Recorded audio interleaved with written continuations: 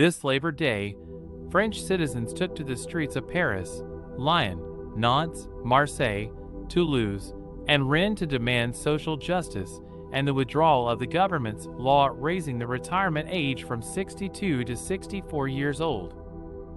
The peaceful morning protests saw families marching with banners and chanting their support.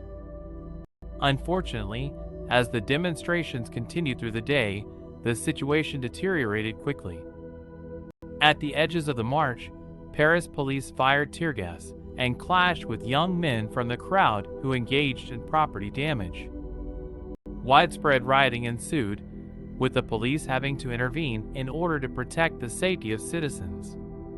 180 arrests were made across France, with 53 occurring in Paris alone.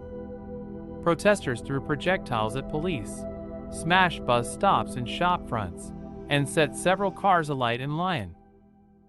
In Nantes, protesters destroyed bins and buildings, and police once again fired tear gas to disperse the crowd. An individual had to be treated by paramedics due to a serious injury to their hand. In Marseille, a group of demonstrators briefly occupied an upscale hotel near the Old Port. Meanwhile, environmentalists from the Extinction Rebellion movement splashed orange paint onto the Fondation Louis Vuitton Museum in Paris and around the Place Vendôme. France's Interior Minister Gerald Darmanin took to Twitter to condemn the violence and praise the majority of peaceful protesters. The controversial pensions law caused much upset in the country and went through Parliament with an executive order, with no voting involved.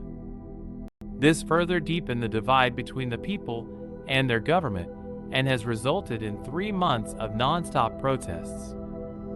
Unfortunately, the mood in France is still on edge.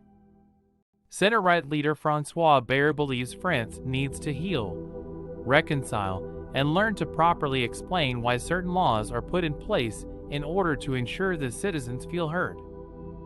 Given that Marine Le Pen's far-right opposition party is the largest in Parliament, the government may struggle to push through any new laws.